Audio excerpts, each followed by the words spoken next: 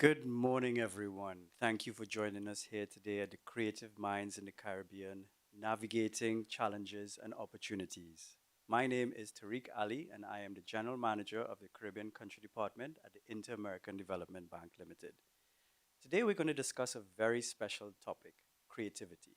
And we know in the Caribbean, this is one area that we are not shy of, as well as cultural ecosystems, endeavors, and its challenges. We are also here today at La Plaza in our Washington, D.C. headquarters. The La Plaza is a workspace for the exchange of creativity and innovation, and we are here just to do that with some very special guests. Kianne Patrice Hutchinson, Dr. Deborah Hickling Gordon, and Andrea Dempster Chung. Please allow me to give a little bit of description of our distinguished panelists. Kianne is a digital artist, muralist, photographer, wall art creator, and she uses augmented reality to bring her work to life. By working digitally, she collaborates with clients across the world who desire to see her vibrant art pieces and bold wall covering murals. And I think we have some in the background, right, Kian? A few months ago, the IDB's Creativity and Culture Unit's Art and Transformation team also installed a mural commissioned by Kian, and she traveled here from Jamaica to be with us here today. Thank you very much, Kian. She's joined by Dr. Deborah Hickling Gordon, a member of the UNESCO Expert Facility on the Diversity of Cultural Expressions, a communication and culture in development strategist, speaker, advocate, and trainer. Dr. Hickling Gordon is a lecturer at the University of the West Indies, Mona, where she coordinates the Bachelor of Arts in Cultural and Creative Industries. Deborah specializes in cultural economy, policy development, bridging and advocacy, communication across public, corporate, and cultural sectors globally. And finally, we have Andrea Dempster Chung, who is no stranger to the IDB, Executive Director of Kingston Creative as an arts nonprofit that focuses on people and place by building an art district in downtown Kingston and developing capacity in Caribbean creatives. She's leading an IDB lab program called CreaTech, which focuses on the use of technology in the orange economy. This program has also launched new digital platforms like the Culture app, spelled Kulcha, which allows Jamaican creatives to access global markets. Thank you everyone for being with us here today, both at our headquarters and of course, good morning and welcome to our virtual audience as well. At the end of the discussion, we'll be having a Q&A, so feel free to send us your questions throughout the chat. So to set the stage and to put some context, I would like to say that this conversation is an important one for us at the IDB because the creative industry sector is an engine for economic growth and development, a very dynamic sector that people often don't understand, span more than just the traditional arts to multimedia, drives innovation and the productivity growth. Here at the IDB, we are working to make creative industries a pillar for economic diversification and export growth in the Caribbean. The creative economy is projected to reach a global valuation of $985 billion by 2023 and could represent 10% of global GDP before 2030, according to the think tank G20 Insights. At the heart of it, this global economy is led by artists such as you, Kianne. Kianne, I'd like to start with you. Good morning. Thank you again for being here. We are honored to have you here. And of course, with your great work behind us, framing our discussion. We'd love to know more about you, your artistic trajectory. As a digital artist, photographer, what led you into muralism? Well, firstly, thank you so much for the invitation. It's such a pleasure to be here with everyone. I feel like it's family. So regarding your question, I actually started out in photography, and that process led me to start creating more and more innovative edits to the photography. So that actually led me down a rabbit hole, so to speak, because as I learned more and more processes of what I could do to the images, then that opened up a whole landscape and it led me to becoming, full-fledged digital artist, which spans from abstract figurative forms, a gamut. And muralism specifically, I remember one of my earlier projects, I got commissioned to do two large pieces, and at the time, I remember just, can I do this? Just the enormity of it. But when the project was executed and I saw the work on the wall, it really spoke to the use of scale as an element in artistic work, and I really am so happy to be here to see this example in person. And this whole process was done digitally. I stayed in Jamaica and I collaborated with a wonderful team here in the DC office. And when the file was completed, I stayed in Jamaica and emailed the file, the art file, to the printer here, who printed and installed. So that really is a testament to technology and the collaborative opportunities that it can bring. No, thank you very much, Kian. And we'll get to digitization and how it's bridging that physical divide that was once a limiting factor. But we're here to talk about, some of the work that you've done here, actually, and the spirit of La Plaza. Like most persons and onlookers, when we look at art that has been done, the one thing that we would like to figure out is what was your inspiration? We are here physically, can appreciate all of the talent that's on display, and I'm hoping the online audience can also see it. But please tell us, what was your inspiration behind this piece? So, firstly, again, a big thank you to the DC team. I remember when they reached out to me, and the brief was essentially that the space was called La Plaza, and they would like the artwork to be almost a contemporary take on a traditional Spanish plaza, have minimalist elements, but not too minimalist, and I just ran with it. Some of the work is inspired by art in the IDB's collection. And, I thought it was important to really represent the Caribbean and Latin American vibrance, right, in the space. So the use of the bold colors are a nod to the vibrant spirit of the people. There are stretched lines throughout. Those represent the impact and the reach that the IDB has in the region. And there's a little fruit stall, a little market stall. That's a nod to everybody can relate to the that kind of centralizing aspect of a city center, where you have the stalls and you have people buying the fruit, buying the vegetables, that sort of thing. And so that was a nod to that.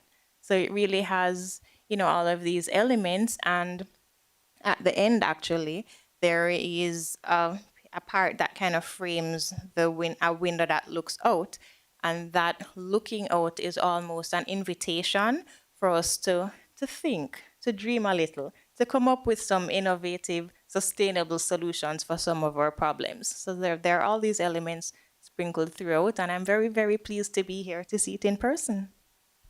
Oh, wonderful, Kian. And I think we could all agree that the work that you have sort of graced us with is spectacular.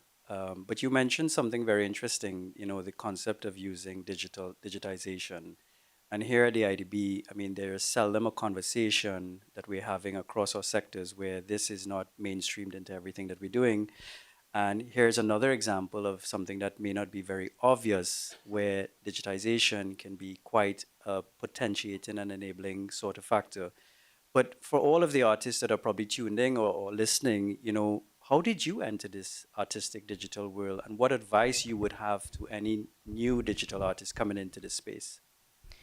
Well, as I had mentioned, it really was almost eye-opening to me as I went through my journey from photography into creative editing of photography into full-fledged digital art, that really, there are almost no limits to what you can come up with and then execute using digital tools.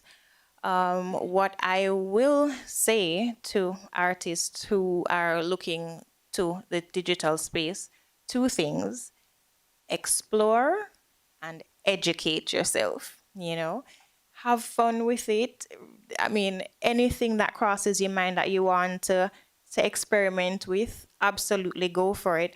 But I really, really cannot underscore the importance of being educated. You know, as an example, in the space of NFTs, what do the various smart contracts mean for you as the artist? You know, with the advent of, I should say rather, the proliferation of artificial intelligence, what do some of those, platforms mean for intellectual property? You as the artist, is it that they own the result? Is it, there are all these things, and so at the end of the day, education is absolutely key. Yes, in terms of technical prowess and utilizing the different, creative tools, but also the implications for you as the artist and the artistic space on a whole. No Have one. fun though. Have fun. Wonderful, wonderful, Kian. And I guess what you're saying here is that it's important to, of course, hone your craft, but there's sometimes a very ignored aspect of how do you get your craft out there, and that is developing and understanding the business acumen and the things that you need to understand to get your work out there.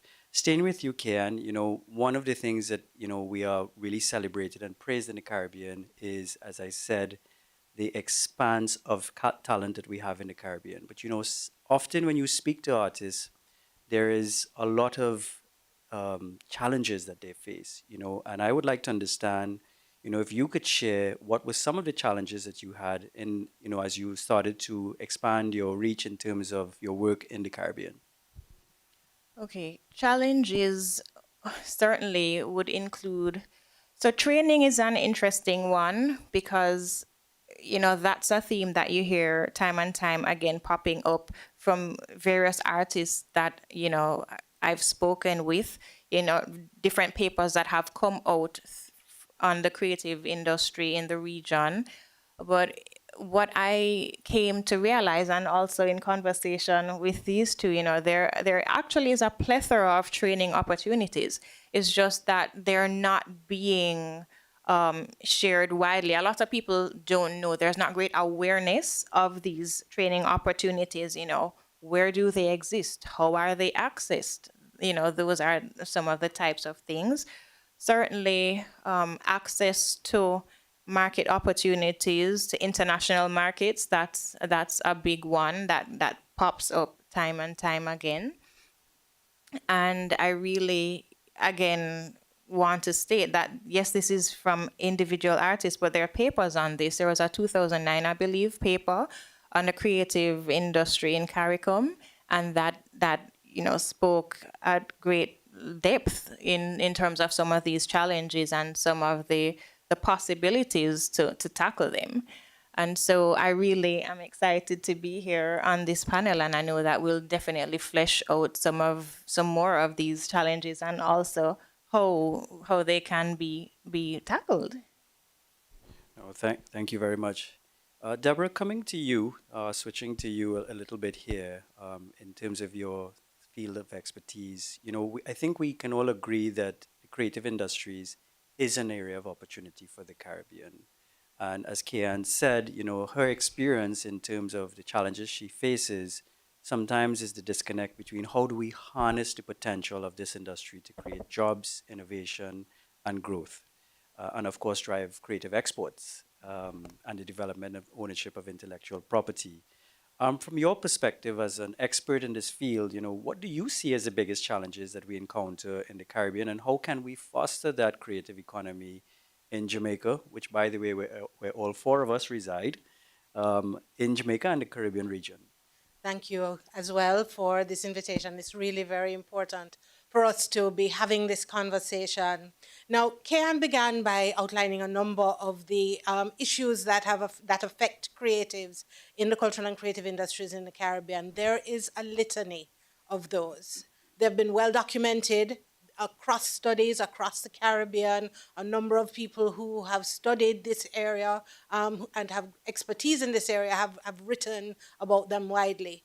So I started by listing as many of them as I could find, and then I thought to myself, no, that's not the approach. And because we're in a technical space, it's really important that we kind of look at the issues from a macro point of view. And I think there are two issues. The first one, Rastafarians and Rasta speak to this issue of overstanding. Overstanding is different to understanding. Overstanding speaks to insight. Understanding speaks to knowledge. I think we in the Caribbean have not done sufficient thinking about the cultural and creative industries to get clear insight into its value, its development value, its growth value, how it impacts issues to do with, as my mentor Portia Simpson Miller would say, balancing the books and balancing people's lives, and finding the linkage between those two.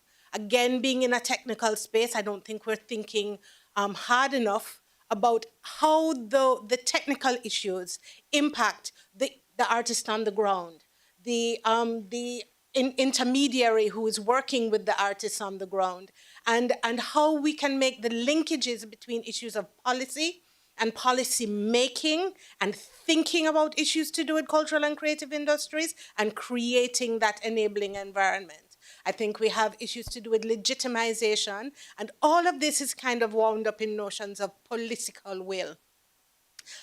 If I were to be asked what the greatest issue is that's affecting cultural and creative industries in the Caribbean, I would say that it is the political will to find a sustained, systemic, direct, and deliberate set of policies to plan and execute. So there are a number of countries that have policies, but there are many that are not implementing them or implementing them sufficiently.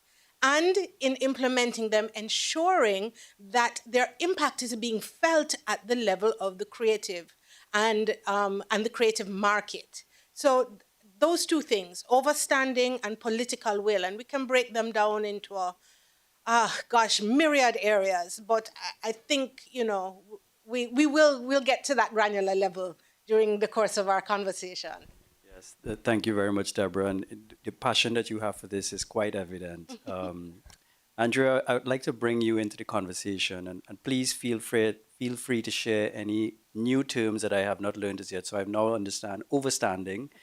It's something that it's definitely a word I will try to find in my daily, communication. So, I think there's a lot of consensus around the vast potential and significant contributions that the creative economy has as part of the conversation on the development and economic agenda. Yet, and Andrea and Kian, you raised this point where the importance of education and training programs are important in order to build that cultural management, creative entrepreneurship, and marketing. Otherwise, we find that these things are very limited. Andrea, tell me, what do you think that the creative industries can do in terms of creating that professionalization in the Caribbean region? Or would it be convenient to work on training or professionalization programs? Again, good morning, everyone, and thank you so much for the invitation. It's a real pleasure to be here with the in-person audience and, of course, those joining us online. There is a tendency to think, that when you're dealing with small island developing states, that training is necessary, that education, it's the easy, we're underdeveloped, therefore let's put training against the problem. But as Kian stated, there's a plethora of training already there. When we analyzed it, training was not a prominent gap. However, the professionalization definitely is an issue. We operate very informally in the Caribbean, in the creative sector, for a number of reasons. And so therefore, what Kingston Creative has focused on is really bringing to bear digital education as well as business and entrepreneurial education. And I would add that financial and fintech education is also needed, as well as IP education. So in order to professionalize, I would say that the creative sector needs to formalize and register their businesses. That's step one. They need to understand the value and protect their IP before going into the digital space. And so we need to have access to the world to be able to connect online. And yeah, I think those are the main issues. Some of the payment barriers are also there. It's not easy to take a PayPal payment. It's not easy to reach a global customer from the Caribbean. And so I think we need to remove some of the barriers, but also educate our artists and creatives on how they can access global markets easily. No, thank you very much, Andrea. Deborah, would you like to chime in on that at all? Issues to do with training. Well, I did an analysis of the levels of training. We have training available in the Caribbean from the level of policy development at a PhD level, all the way down to all the way across to CXC and primary school training. I think what the issue is that we need to be streamlining this training. We need to do a complete training audit in the Caribbean. We need to look at what's available, and we need to find ways to streamline the training opportunities so that people can matriculate through the levels of training that exist. We have more training in the Caribbean in the last 10 years for the cultural and creative industries than ever before, at a disciplinary level, at a technical level, at the level of management. So literally, it all exists, but the training issues are representative of the larger issues of the cultural and creative industries, and that's fragmentation. We need to bring together a full program and examine everything that exists, and then be able to kind of streamline and fund. So for example, if we were able to do that audit and were able to see what exists, we could then see where the gaps are. And then we can buoy up those organizations that need some sort of support. We can provide, for example, the University of the West Indies has a whole range across the 5 campuses of cultural and creative industries training opportunities. They need marketing. We're talking a lot about STEM. We're not talking about STEAM. And this actually speaks to the issues of digitization. So, for example, when we focus on digitization, we focus on, for example, animation. And we don't recognize that we can spend a lot of money training the coders and training those people who are going to be, involved in the technical areas. There are musicians who need to write the scores. There are designers who need to design the characters. There are storytellers who need to be able to be integrated into this world. So it's really about looking at what we have and making it fit for purpose and streamlining it. And may I just Sure. add on to that? I something that was absolutely number one, and it kind of jumped into my head hearing Deborah speak, was for me the greatest challenge is about data. The creative and cultural industry, a significant portion of it is unmapped, it's not captured. And so all the estimates that we see about percentage contribution to GDP, etc., that's totally underrepresented because, as I said, a significant portion goes unnoticed. And of course, data and even, what you just mentioned about streamlining, hopefully we can streamline the process of capturing all of those, single sole traders who, those craft market persons, all of these people in the creative industry, because then when we understand the scale and we understand the scope, then we can really make more informed decisions as to where to put our funding. So that was just my 2 cents. No, wonderful. So I think as I walk through this, where this panel discussion is going so far, we have a couple things that we have agreement on. 1, there is no shortage of creatives in the Caribbean. 2, there's no shortage of challenges faced by these creatives in the Caribbean. And as all 3 of you have articulated, there are solutions and interventions that, if used purposely, can help with this. And as I said at the beginning of the presentation, this is a focus for us. And I look in my audience and I see some key actors in this space. So I'd like to turn this question over to 3 of you. What can a multilateral institution such as the IDB, in your opinion, help to move against some of these challenges? Please, Deborah, I'll start with you.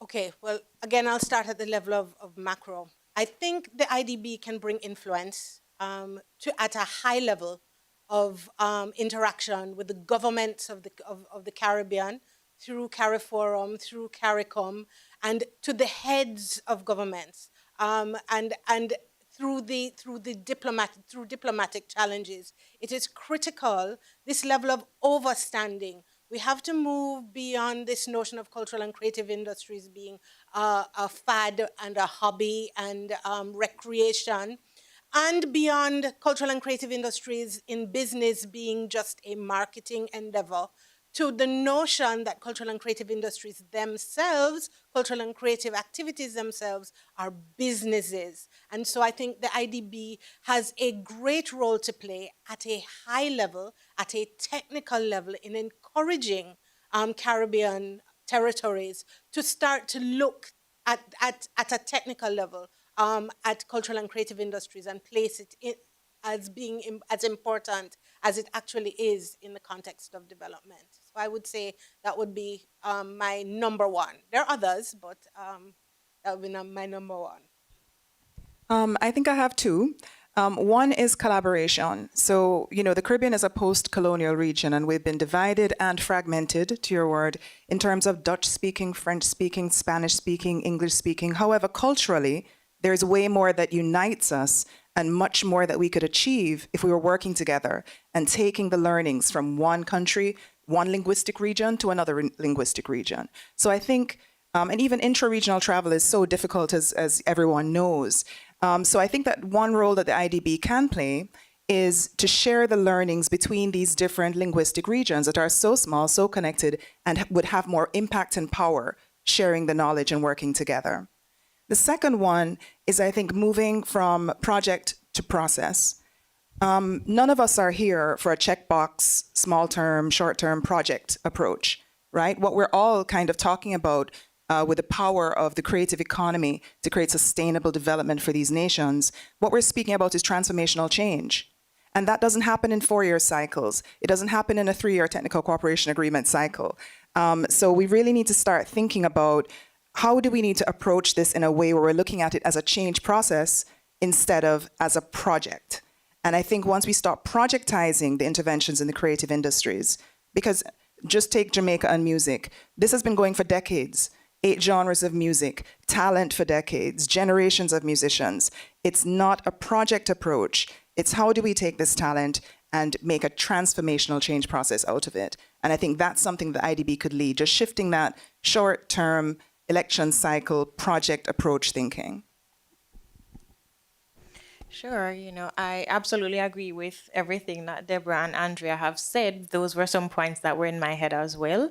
What I will just add is the role of that the IDB can play in terms of as a facilitator and as a convener, because as hearkened in the mural, the IDB has great reach throughout the region.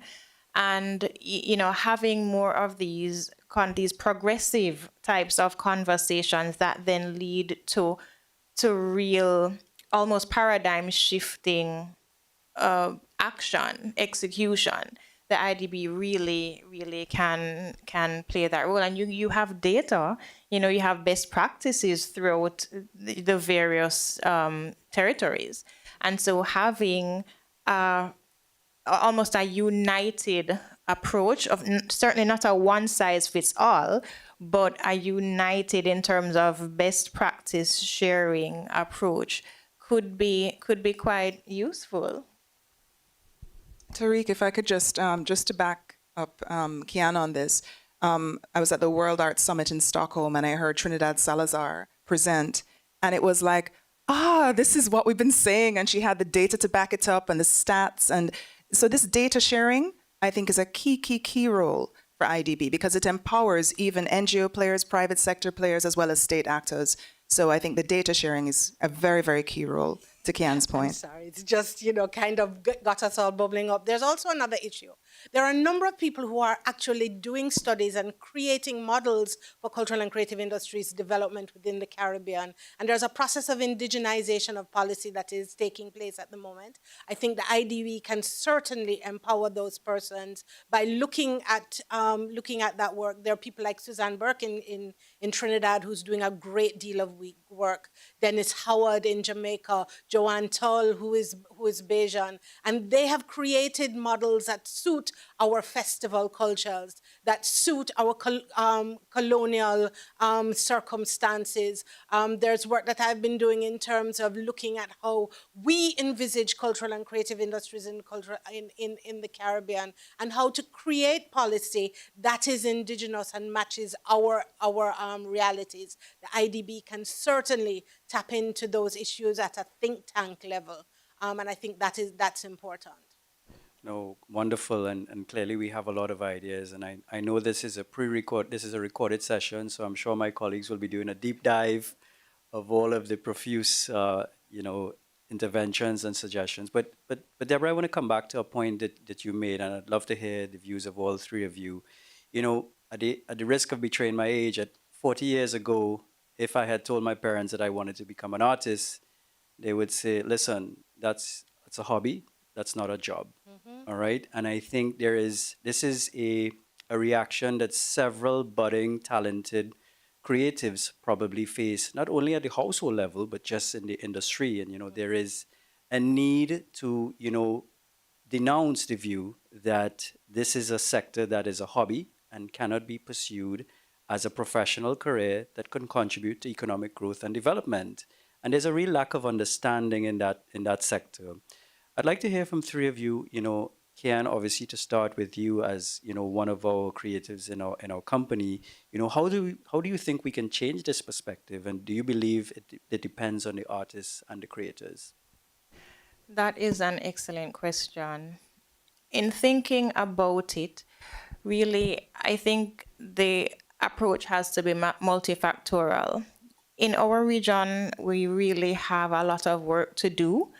In some other territories in the world, they are further ahead in terms of the legitimization of thought around creative entrepreneurship. What I will say, even if you look at how our school programs are formed, of course, science, etc., those are taken seriously. And then art is, I think when I was in school, I don't even remember having an option to do art past a certain time, or if it was there, it certainly was not promoted, So even just those formative years of having that mindset change around the creative industry being as legitimate as any other through our educational channels, that's a starting point. When we have all of these executions to some of the suggestions that are being shared in this forum, that can then be extended and will trickle down into the individual artists, because it's also about, as an artist yourself, how do you view yourself in the world? How do you view yourself in the entrepreneurial stage? And oh boy, there's so many things. I remember we were talking about it last night, just even in terms of getting funding, going to a bank to get a loan. Self-employed, that's already a challenge. Creative self-employed, come on, no, come on, no, where are you going? That's no. There are just so many channels that need a fundamental shift, and it's so strange to me, because when I was doing some research and looking even in Europe and Botswana actually did a whole change in terms of their at a governmental policy level around their creative industry, so there are steps being taken. But really, when I look at just the significance and the legitimacy of the creative industry in other regions of the world, they have in large part moved past, is art even a real job? And so we missed out on huge, I cannot even say enough, huge potential for the growth of our economies by overlooking the little small man artist. We have to listen. We need, she said the MSMEs. We need to have a fundamental and radical shift in our thought. And of course, it will take some key players to lead that, because it will take policy. It will take a lot of work, but it is absolutely worth it. Can you imagine if you have a huge underdeveloped, underutilized, untapped, portion of your population that you can get even greater returns from. That is hugely significant. And I will pass on because I can keep going about this, but really, it'll take a multifactorial, approach. But at least certainly conversations like this are a start, right? Because it implies will. I'd like to pick up on, the players. Who would be the players in the room to have us take creative industries more seriously across, the Caribbean region? And Kingston Creative's approach tends to be, everybody's heard of public-private partnerships, PPP. We take a PPTP approach. In small island developing states, the third sector is an extremely powerful actor in the whole game. So if I looked at it, structurally, public sector has a role, private sector has a role, and third sector has a role in shifting how we think about the creative industries. And the public sector is sitting at the bill-paying end of the table, right? Because to unlock capital, we need data, right? The third sector, yes, they can advocate. The private sector, well, the creative end, the MSMEs, they should, of course, professionalize themselves. They should register with their professional associations. In order to shift the perception, we need to be more professional as creatives, of course. But for the public sector, the role is data. We need to be able to say, to unlock capital, we need to say, how much does creativity, music, dance, film, the festivals, the reggae festivals, the craft, how much does that contribute to GDP? If you cannot answer that question, then you cannot unlock capital. If you cannot unlock capital, then you can't have a proper ecosystem. So it all feeds down. So we'll never have that professional view of creativity unless the public sector, who's sitting at the bill-paying end of the table, can tell us that number. What is the value of creative economy? And I think that's the key thing for me. We all have our role to play, but public sector must give us that data, so that we can move forward. It's amazing how the elements are linked. And so I move to the structural perspective. I think we need to get to a point where in the Caribbean, we are very motivated at the moment by economic growth. Sometimes we are less focused on issues to do with sustainable development, but we are very motivated by economic growth. So let's use that paradigm to move us forward. We use what we can, even though we are very clear about the sustainable development agenda. If we are able to create a perception within our economies of the structure of the cultural economy, and let me just walk you through this a second. We did a study recently that identified at least 20 subsectors of the cultural economy. That includes sports, that includes nutraceuticals, that includes a group that we now call, coming out of Africa, intermediaries, which are the people like Andrea Dempster-Chung, organizations like South-South Collective, there are various organizations across the Caribbean who provide legal training, facilitation, and so on. So there are all of these sectors. There are 20 of them. Each of those 20 subsectors has at least 5 industries. So for example, the audiovisual subsector would have film, television, broadcast, et cetera, The visual art subsector would have sculpting, fine art, digital art, and so on. So if we were able to structurally recognize that we need to classify these activities and be able to name them as economic ideas, and people will start to get in their heads, oh, okay, so this is a sustainable activity. Your issue is not 40 years old. I have students whose parents have told them, no, man, go and take law.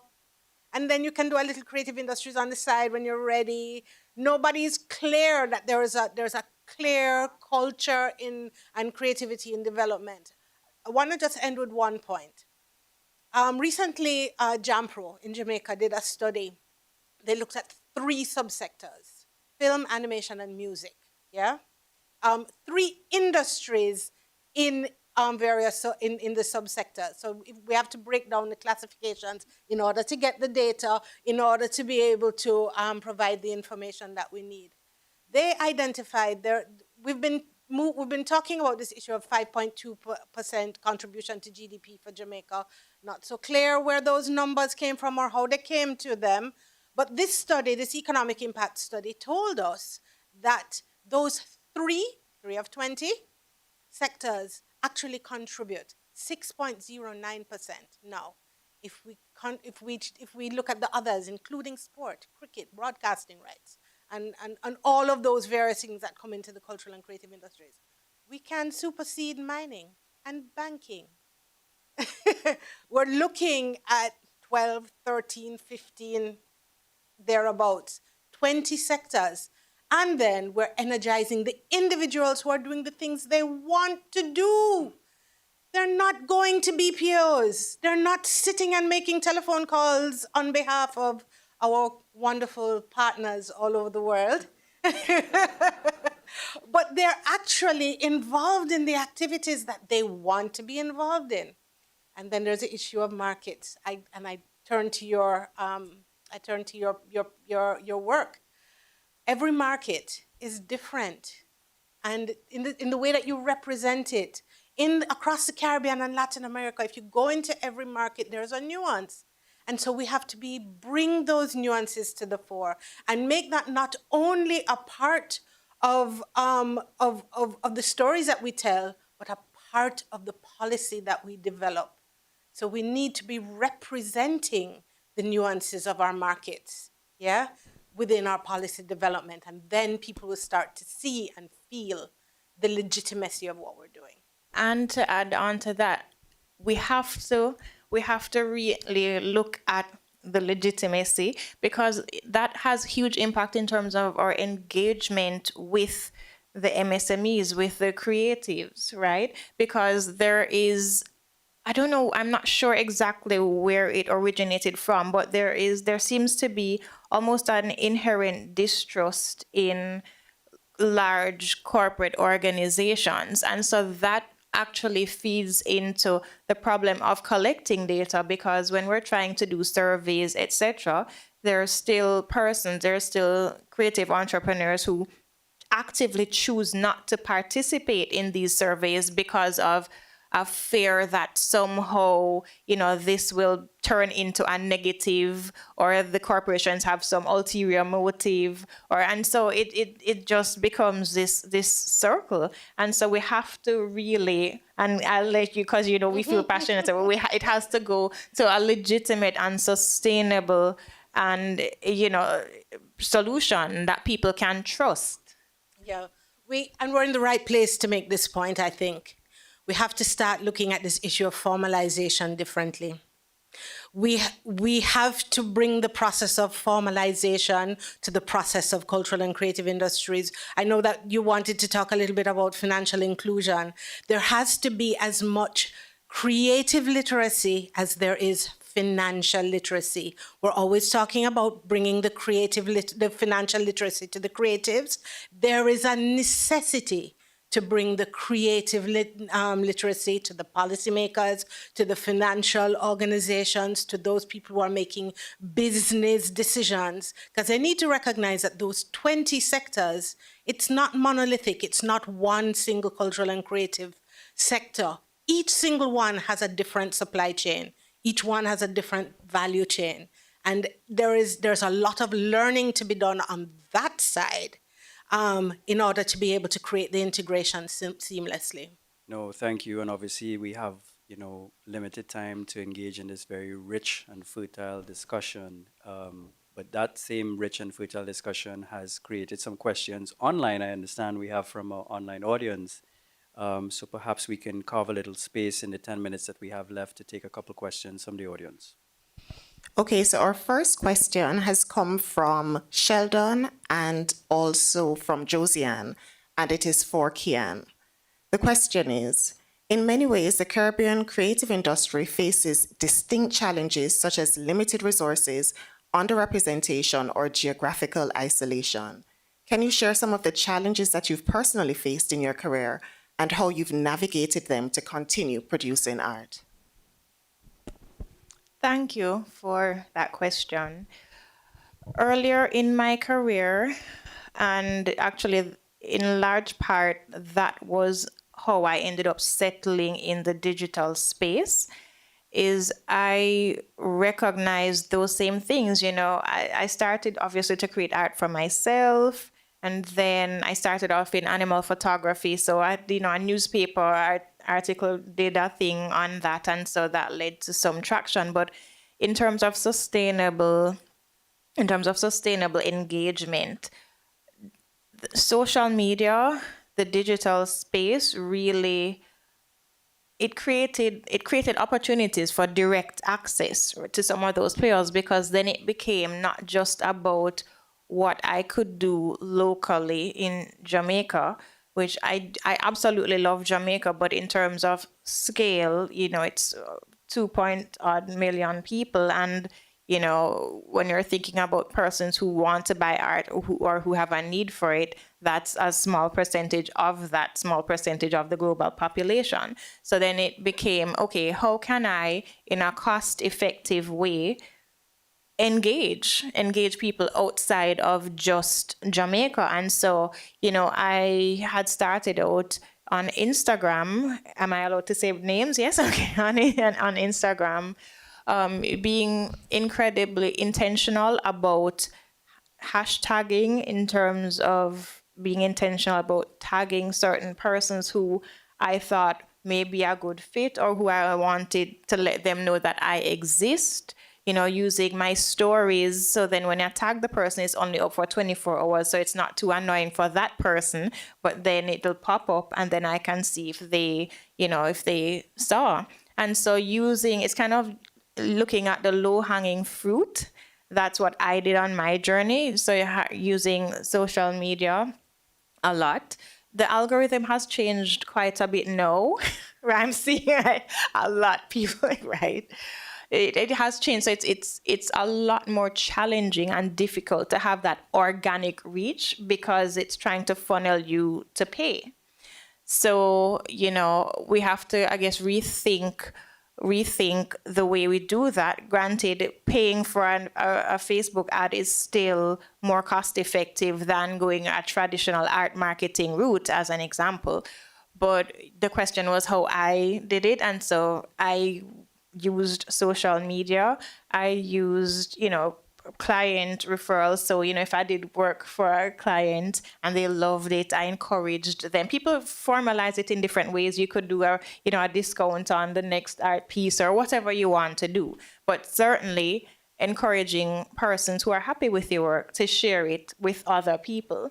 And, something that is often overlooked, but I really think it important, even in this very corporate setting, to state, be kind to people. Just be kind to other people. When people have good experiences with you, they're much more likely to want to support you and to spread the word. And sometimes we get so caught up in the dollars and cents, etc., that we just kind of walk over people.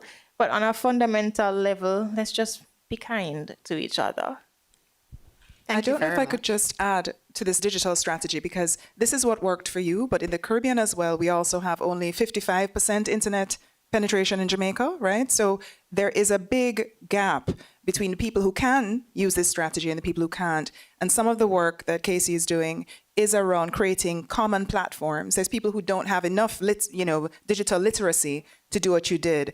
And that's why the cultureconnect.com is for people who can't build their own website, for people who, want to come on for free on a platform and get visibility, monetization, and promotion.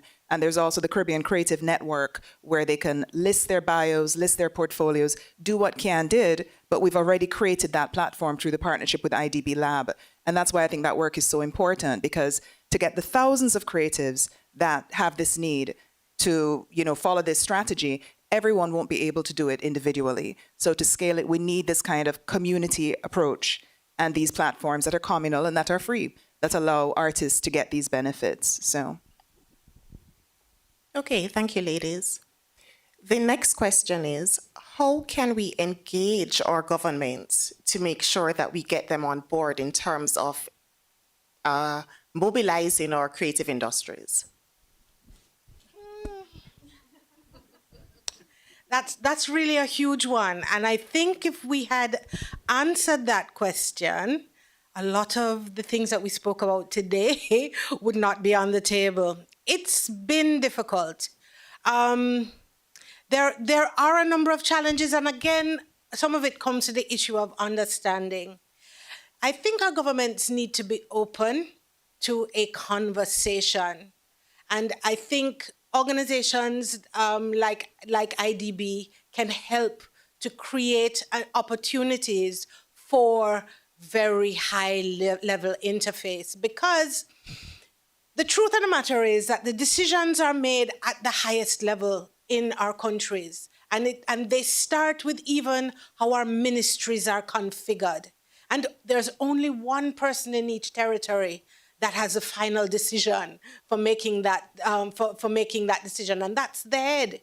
So the head has to have a clear understanding that there is need for this technical paradigm shift to create the structural environment. Now, I think we are much further ahead. A number of the progressive countries of the Caribbean, territories of the Caribbean, are moving in that direction. St. Kitts and Nevis has been doing a lot of work. Grenada has been doing a lot of work. Dominic has been doing a lot of the sustainable development work. Their policies in Trinidad and Barbados and Belize, implementation is an issue there. And again, that's the issue of listening, getting the governments to listen, even to their technical staff.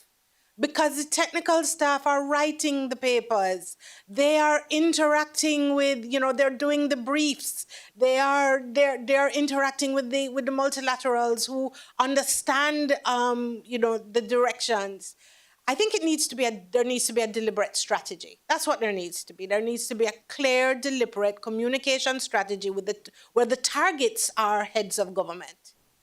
If I could add, just the flip side of that coin is that there's also strength in movements. There's a ground game that needs to be played. So for the people that are asking the question, maybe you're a creative, maybe you're in the industry, there is power in you as an individual tagging your minister, reaching out directly to your government, reaching out to your mayor. I have seen that people respond to individuals almost just as much as they would, or more, than they would respond to a letter from some intermediary organization. Mm-hmm.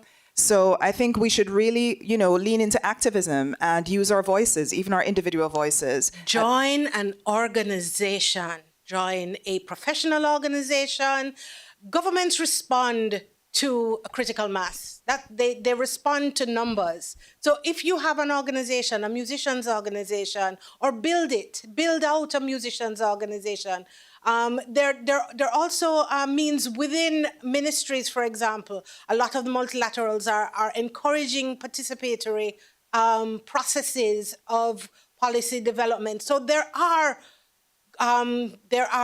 organizations, there are committees, there are structures that exist that individuals need to tap into and have their voices heard, and don't stop banging down that door until it opens. It's exhausting, but it's worthwhile work. Exhausting.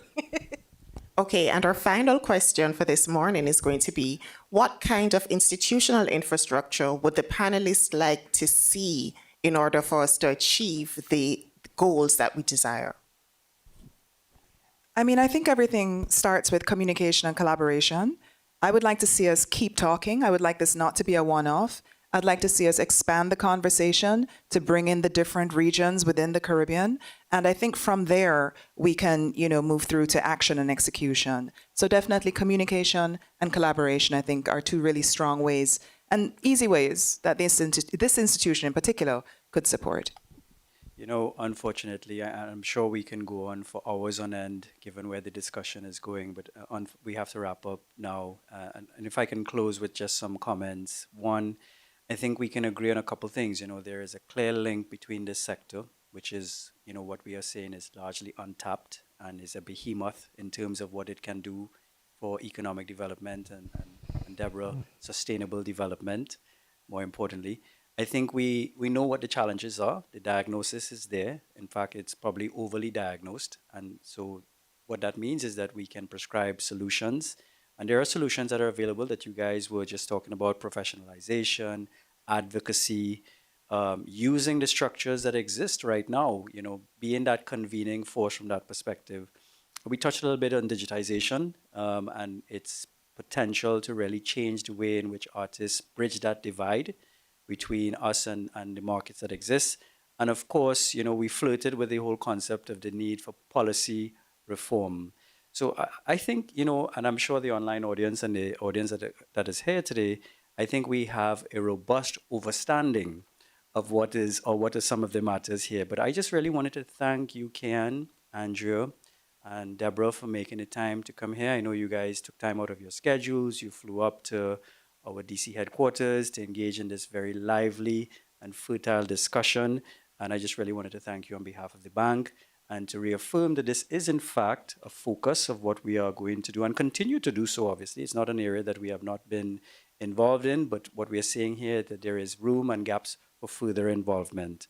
At the bank, we continue to improve lives and strengthen the creative and cultural industry sector. For those that have followed us online, we'd love to hear your feedback. Do not forget to complete our survey through the link in the chat. And of course, we hope that this exchange will further our position as a promoter and development in this sector. Thank you, everyone.